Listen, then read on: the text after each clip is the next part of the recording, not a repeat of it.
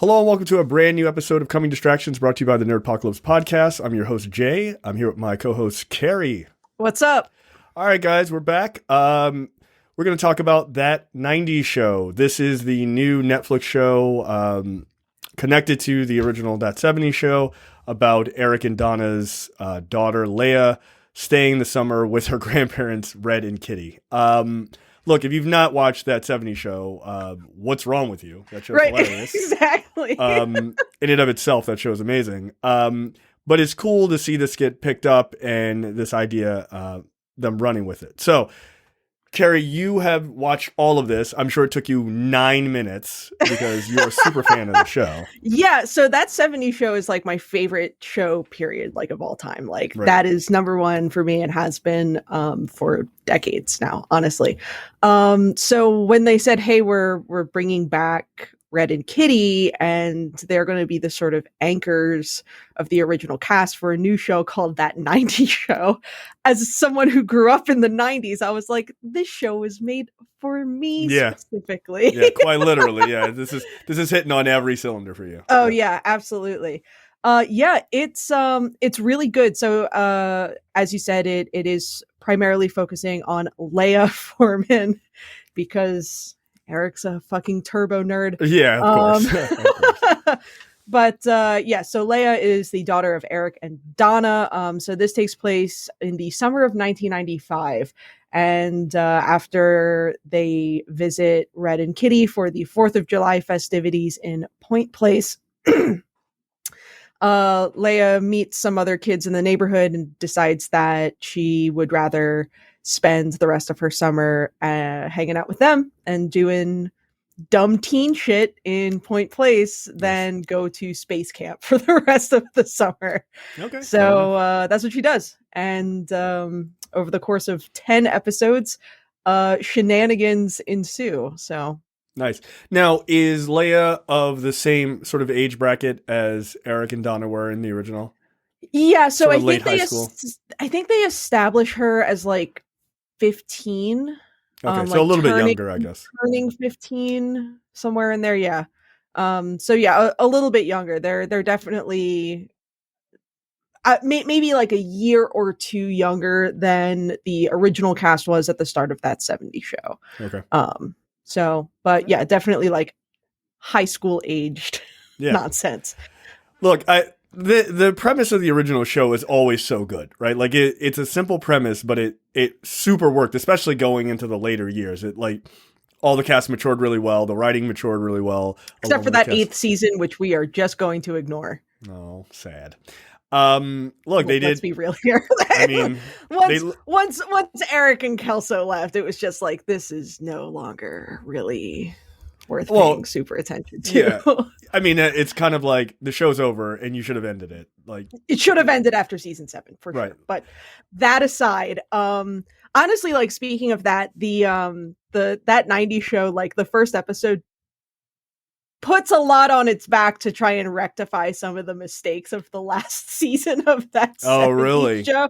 In so much that one of the new main kids is Jay Kelso, who is the son of Michael Kelso and Jackie. Where Michael and Jackie have gotten once again back together after their on and off flirtation and dating throughout the 70s. And yeah, so that's Jay Kelso is the resident himbo because we need one and it might as well be a Kelso. So yeah, that makes sense considering his parents or his father, to be more pointed. Yeah, look, I love this. Again, I love the premise of this.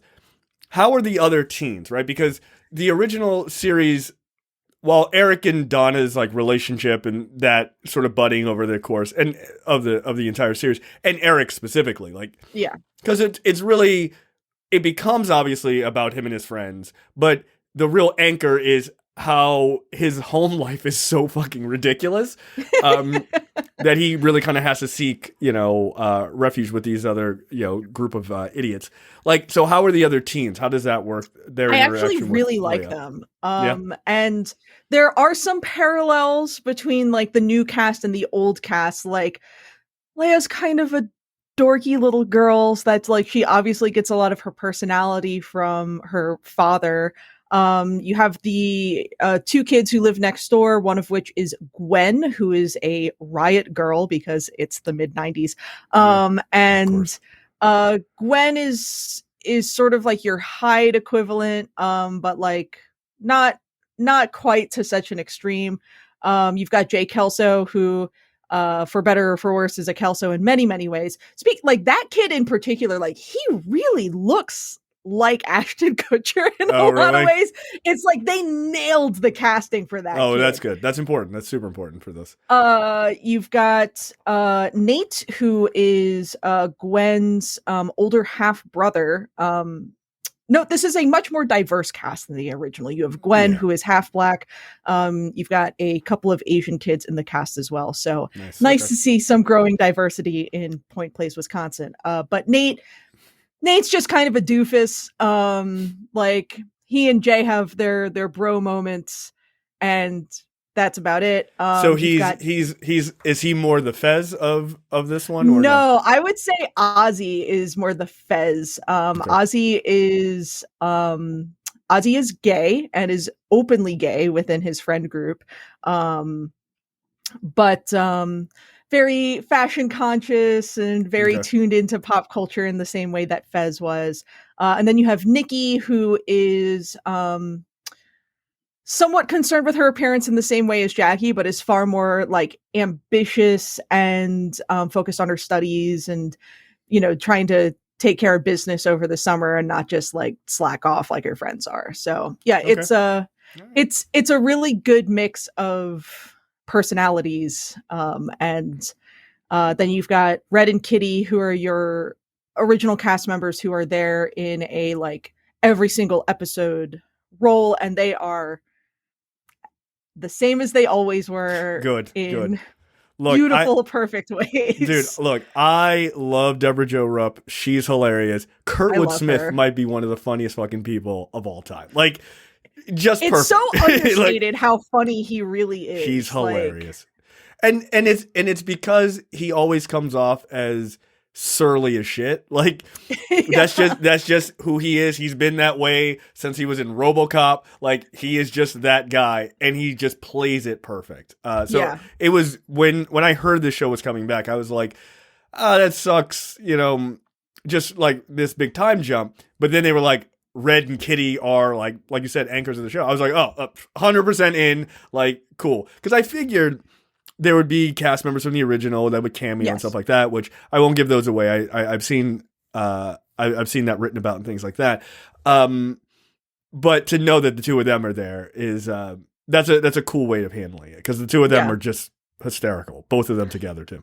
I do also like the one sort of new adult character who is Sherry, the mother of Gwen and Nate, who's the next door neighbor, who's like the new Bob in a lot of ways. Oh, really? So much that, perfect. She's just like kind of getting in the way and kind of being a pain in the ass, but like has some stuff that like Kitty and Red like really do care about her and want the best for her, but at the same time it's just like, girl, get it together. Yeah, you're a pain in the ass. Yeah.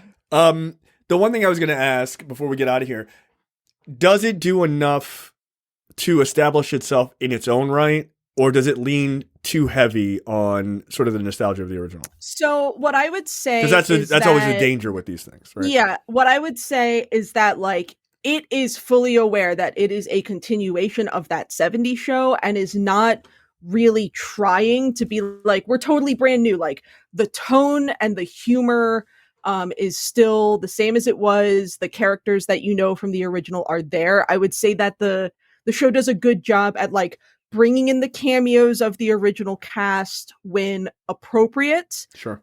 It doesn't linger on them for too long. It doesn't make them like the stars of those moments, really. Right. Okay. It's just sort of like, hey, here's a character you remember, but like here we're contextualizing them in this current show, and we don't want to like there's not extensive flashback sequences to the original or anything like that. See, what I would say is that 90s show, I'm not going to sit here and say like, yeah, it totally stands on its own. Like you're probably going to have to be a fan of the original in order to really enjoy the new one. Sure.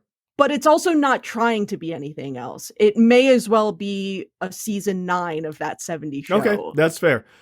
Yeah, I mean, that's always the scary thing, is that you get something like this that's a decent idea, and actually I think it's a good idea, but then it leans so heavily, it's constantly referencing things in the past. You're like, yeah, but like, what is it doing, right? So it's good.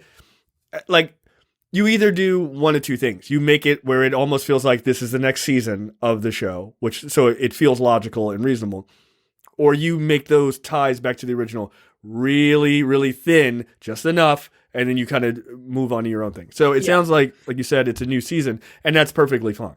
It's one of these things where, it's 10 episodes. It's very easy to binge watch. I wasn't entirely sure how I was going to like a multicam sitcom on a streaming service, because it feels very odd. You don't really get a lot of those on streaming services. But they really nailed it. Like it really does feel like the original. Like, you're still in the same house, you're still in the same kitchen, you're still in the same basement.